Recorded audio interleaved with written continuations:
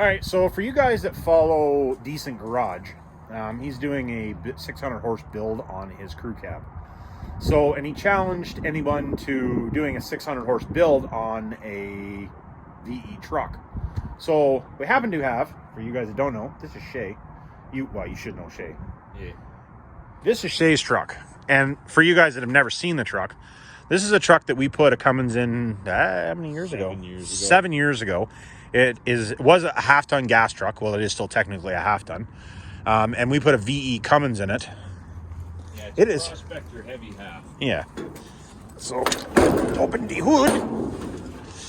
It has a VE Cummins in it, non-intercooled. Don't mind the oil. It's got an oil leak that we need to remedy. That's part of the reason we're doing this, is because we have some things that need to be remedied. So we are going to, we're actually going to do a bunch of stuff at the same time. But Shae wants to do a bunch of stuff to the truck, bring it kind of back up to snuff. And I figured, well, no better time to do it when we have a challenge to be accepted. So, Decent Garage, challenge accepted. We are going to take this stock, basically stock. It has a fuel pin, an HX35, RPM and an RPM spring. We're going to take this engine and turn it into a 600 horsepower VE truck. Now, so we're going to take it from a standard to an automatic. It'll be a manual valve body automatic.